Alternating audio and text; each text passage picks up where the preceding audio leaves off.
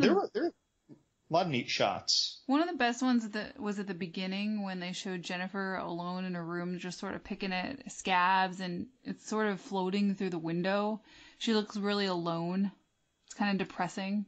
Yeah, they did a good job with that. When I'm reading all these reviews, I read about a lot of the reviews, and even I read a lot of the 10 years later pieces, and no one comments about the really neat shots. There's the one scene with Jennifer on the chair when she's next to the dead body looking creepy. You know, when she's on kind of all fours? Yeah. Crouched up like that? Really She's first creepy. like a gargoyle. Yeah, almost. like I thought there were some very memorable shots. And the cinematographer is David Mullen. He had worked on some really cool stuff.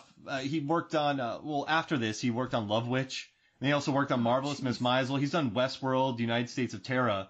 But yeah, he did a bunch of, so before he did this, he had done a bunch of, kind of lower budgeted horror films and everything like that. But you could see that kind of vibe there. And I just don't think this movie gets credit for, I mean, John, we watch a lot of movies, right?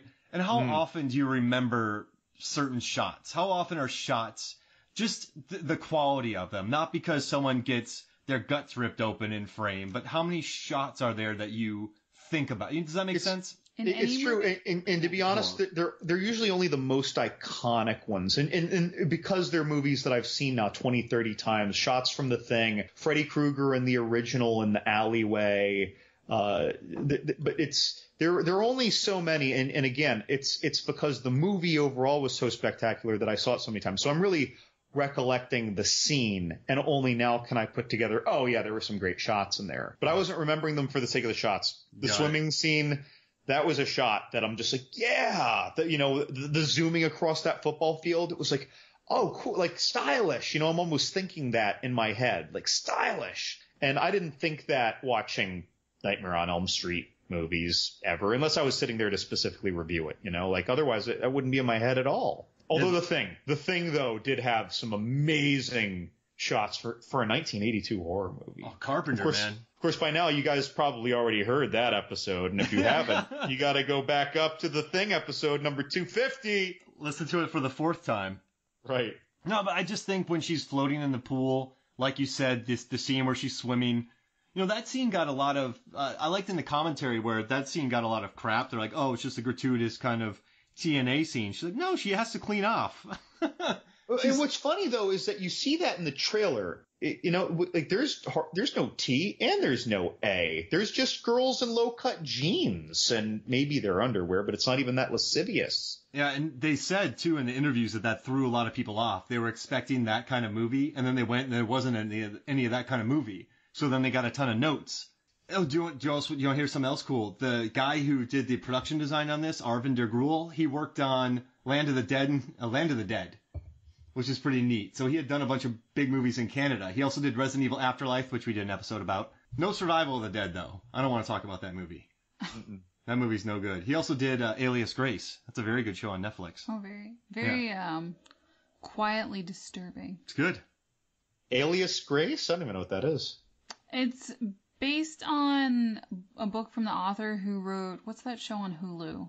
Handmaid's Tale. Yeah. Oh. Margaret Atwood. What? What did I excuse The Handmaid's Tale for one time? I don't remember. But I like the way they describe Alias Grace. It's like Southern Canadian Gothic.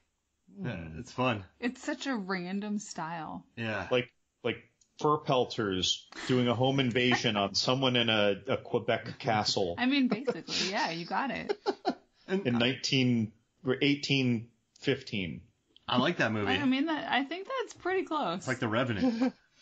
I also like that no one ever thought to kind of blame these murders on a woman, right? Like it was always the man, the ripper, the guy. So everyone just kind of went in the woods with her, even when murders were happening, because no one even considered a woman could do these murders. Well, Bloody Disgusting talked about this, and what they said that most people ignored about this movie was that appearances are deceiving. Yeah. And I think that's pretty true throughout the movie. Needy isn't who she appears to be. Jennifer isn't who she appears to be. The band isn't who they appeared. The movie wasn't what it appeared to be. Oh, wow. Yeah, it really wasn't what it appeared to be. Mm-hmm. Oh, that's interesting. And then also, I don't know what you guys thought about one of the final lines where she stabs her and she's like, oh, my tit. No, your heart. Right. It's pretty, I was listening to, they were at a convention. It was Karin Kusama and Megan Fox, and people love that scene. Because Megan Fox is, I guess she's thinking like the audience, and then Amanda Seyfried's like, no, your heart. I stabbed your heart. I thought that was a pretty interesting line. And I also liked how they were on the bed, flipping around. That was a pretty interesting shot that they had going on there. But I will say that was just about the only effect I didn't care for. Really? Did it feel unnecessary, or what got you? No, it was the least credibly executed for me. They hovered up to a precise height, and then they were just kind of corkscrewing around like they were on a harness, and I don't know. It just that it's not like the scene didn't work for me. That effect within the scene just wasn't doing it. But of course, it's really the exchange between the characters that's making the scene work for me and what's happening. But I didn't like the way it wasn't visually appealing to me. Is hovering flying? Not if I want to put you down, Mark. Well, Not if I want to put you down. No, planes don't hover; they fly. So then, what was she doing? She flew to a hovering altitude and then hovered. So she had to get there. So she can fly.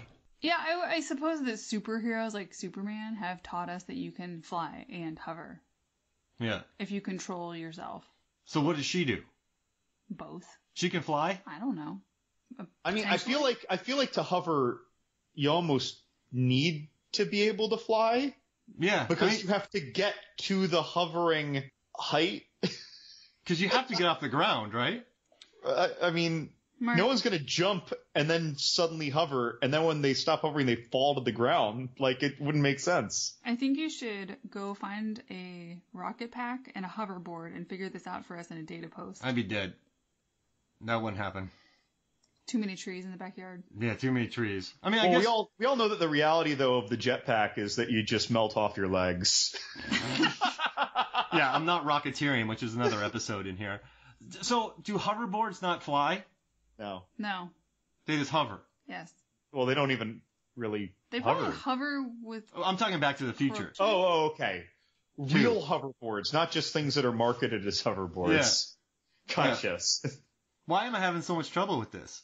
It's what you do. It's what makes your movie analysis great. So, but while we're at it, though, okay, so I would concede that we saw her fly to 10 feet up and then hover, right? But if she could fly, she would have been flying for a lot more of these raids, if you will, the assault here. She could have just picked up Chip and maybe, I don't know what her weight allowance is, but flown off with them. I don't know. Like, I feel like flying would have been, of course, if you have the ability to fly, you normally don't take into account movie budgets, and we only have enough money for you to fly for 10 seconds in this one scene. But, I don't know what it is, or, like... Well, and how do you define flying? Is simply going up?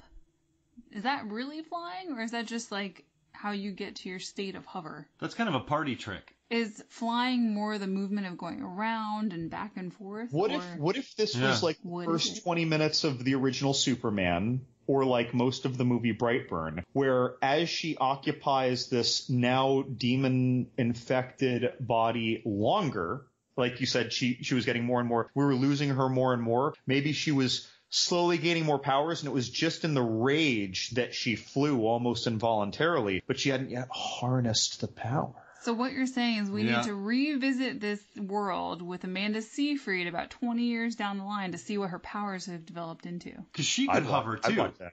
That could be fun. But she had to take Lance Henriksen. Lance Henriksen had to drive her to the concert. Well, no, just because you can fly, it doesn't mean that you can fly fast. That'd be a terrible power. True. You can fly, but 1 mile an hour.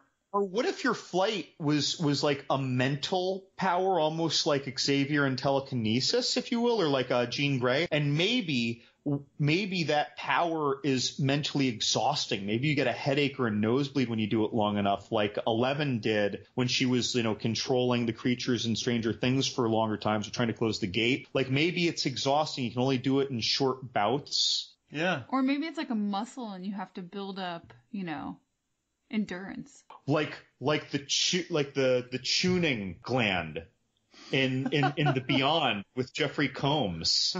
So was Needy being a player hater when she said that she could only hover?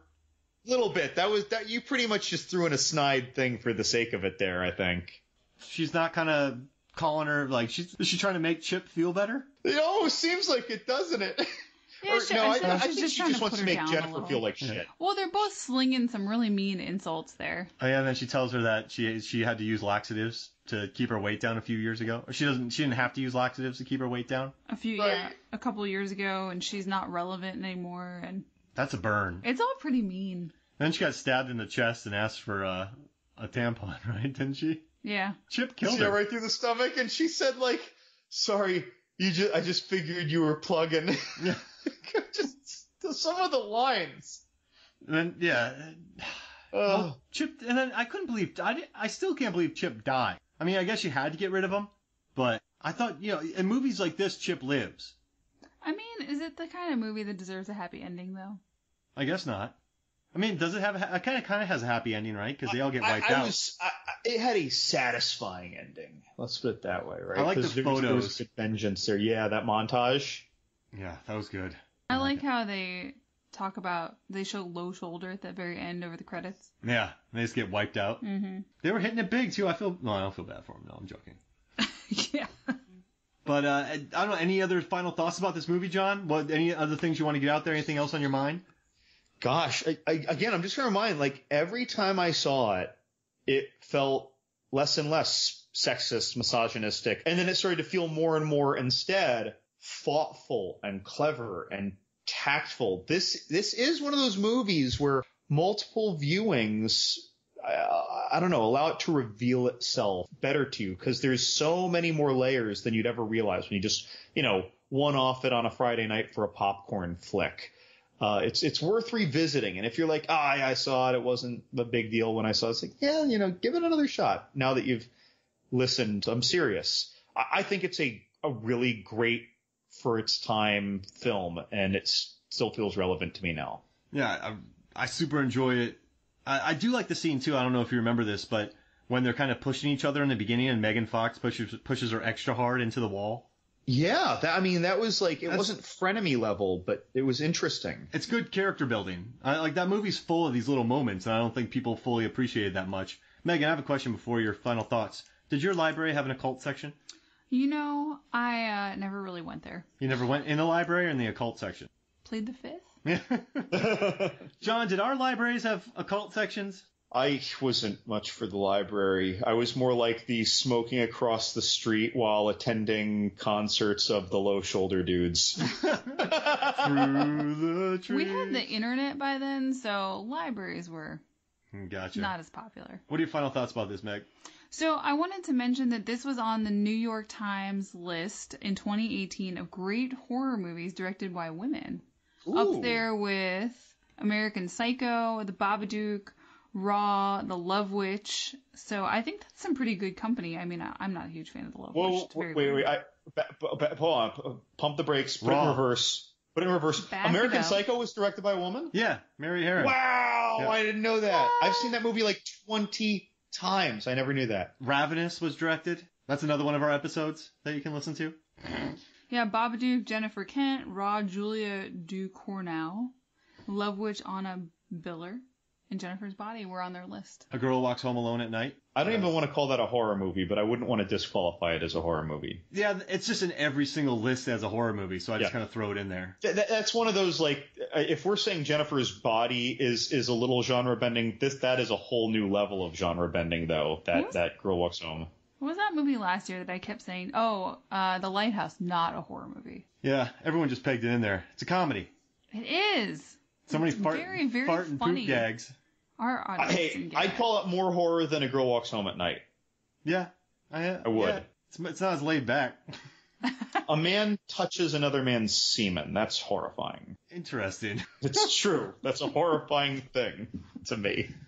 What about I already forgot. I had a good one. that cleared your mind right So when there. she says, I'm going to eat your soul and shit it out, is she literally going to eat her soul or figuratively?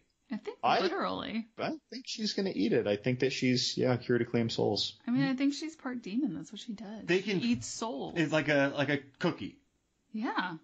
I think that's what she's part here of for at the this point. wanting her victim hopeless. It's kind of like the Steam and Dr. Sleep. I have to agree with that, and I think it also has to do, it's not just the body that sustains her, it's the soul that rejuvenates her. She's effectively dead. How big is the soul? Doesn't matter. Isn't it steam essence?